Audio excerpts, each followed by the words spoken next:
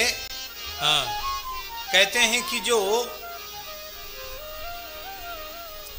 श्रीमद् रामायण की कथा की अवज्ञा करता है उसके शरीर में कुष्ठ रोग हो जाता है। इसलिए रामायण कथा की, रामचरितमानस की, भगवान की किसी भी कथा की अवज्ञा नहीं करनी चाहिए।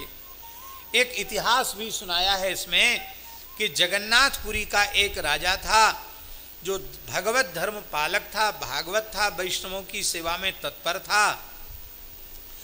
एक बार जन समुदाय से श्रीमद् रामचरितमानस की बड़ाई उसने सुनी तो उसने एक शुद्ध वैष्णव वाचक को रामचरितमानस की कथा के लिए उसका वर्ण किया। और जब वर्ण किया कर, मतलब ये हो चुकी है घटना, इसलिए हम कह रहे हैं किया। भरद्वाज जी तो, याज्ञवल्क्य जी तो कह रहे हैं ऐसा होगा, ऐसी घटना घटेगी, भविष्य की घटना का वर्णन कर रहे हैं। तो उसने कथा सुनी तो सही, लेकिन वो संस्कृत के विद्वान थे पुरी के महाराज। उन्होंने हिंदी का ग्रंथ है और ठीक है, अच्छा लिखा है, कवि हैं तुलसीदासी, उन्होंने उपेक्षा कर दी। उस उपेक्षा ही नहीं की, वो जो पवित्र ब्राह्मण देवता, वैष्णव देवता थे, उनको जैसे व्यास का पूजन और वस्त्र द्रव्य आदि से उनका सत्कार करना चाहिए, वो सत्कार भी राजा ने नहीं किया। इस दोष के कारण वह राजा वैष्णव होने के बाद भी, मरने के बाद वो नरक को चले गए।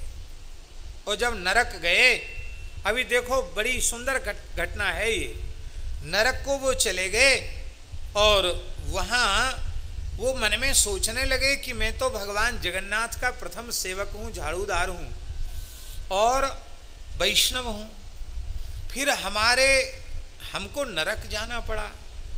ये मन में सोच रहे थे, शोक से व्याकुल थे। जैसे ही वह यमराज के सामने गए तो यमराज अत्यंत क्रोध से लाल लाल नेत्र करके बोले कि तुम परम वैष्णव हो, भागवत हो, इसमें संदेह नहीं है, लेकिन एक महान संत की कृति को ये भाषा की कृति है, ऐसा मानकर तुमने जो तिरस्कार किया है, उस दोष से तुमको यहाँ आना पड़ा। पापात्मायम महामानी मिथ्यालापी विमूढ़धी रामायणम वेद समम भाषा मत्वा कुबुद्धिता। ये वेद तुल्य श्री रामचरितमानस है, इसको भाषा मान करके इस विमूढ़ात्मा ने और वैष्णव कथावाचक का आदर नहीं किया, इसलिए इनको यहाँ आना पड़ा।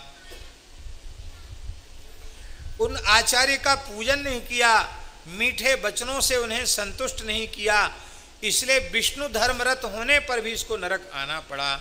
इसके किए गए जो शुभ कर्म हैं वो भस्म हो गए।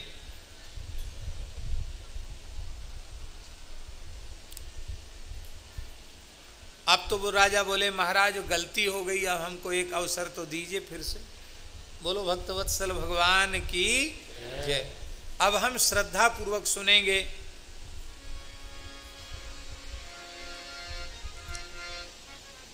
तो यमराज बोले चलो ठीक है। आखिर वैष्णव को एक होते ना, क्या कहते हैं उसको, किसी किसी को विशेष छूट मिलती है ना, क्या कहते हैं उसको, हैं विशेष कंसेशन, विशेष छूट मिलती है ना किसी किसी को। तो वैष्णवों को विशेष कंसेशन सब जगह है। यमराज ने कहा देखो भाई है तो ये वैष्णव, अब गलती हो गई तो हो गई। बोले कोई बात नहीं, अब नरक में नहीं रहना पड़ेगा, तुम शरीर में फिर से चले जाओ और इस दोष का प्रायश्चित उसी शरीर से कर लो। फिर से उनको यमलोक से धरती पर भेज दिया। तो राजा का मृत शरीर पुरी में पड़ा था और लोग संस्कार की तैयारी कर रहे थे और उसी समय राजा के शरीर में प्राण लौट आए, राजा जीवित हो गया। बोलो भक्तवत्सल भगवान की जय।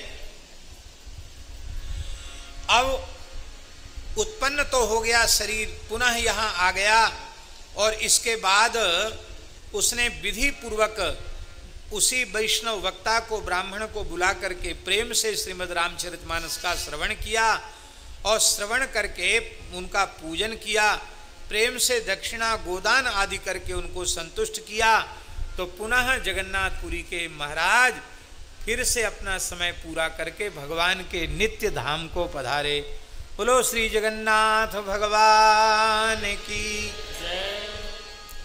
लेकिन यहाँ एक घटना और घटी। घटना क्या घटी कि यमराज का वचन सुनकर राजा पूर्व शरीर में आया तो सही, लेकिन वो रामचरित मानस जी के तिरस्कार से कुष्ठ रोग होता है। इस वचन को प्रमाणित करने के लिए उसके शरीर में कुष्ठ रोग हो गया। अब कुष्ठ रोग की निवृत्ति कैसे हो? तब अत्यंत दुखी होकर के उसने रामायण का महात्म्य सुना और श्री तुलसीदास जी ने प्रकट होकर उसको दर्शन दिया राजा को, और फिर आदर लगा करके रामायण की कथा सुन करके उन्होंने किया तो फिर से वह दिव्य रूप को प्राप्त हो गया। इसमें लिखा है कि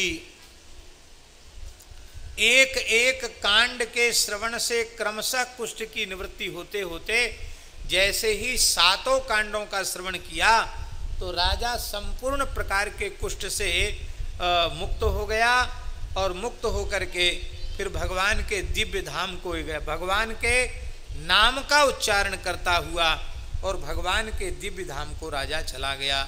बोलो भक्तवत्सल भगवान की जय। तब से ग्रह ग्रह में और उसका प्रचार प्रसार हो गया। बोलो भक्तवत्सल भगवान की जय।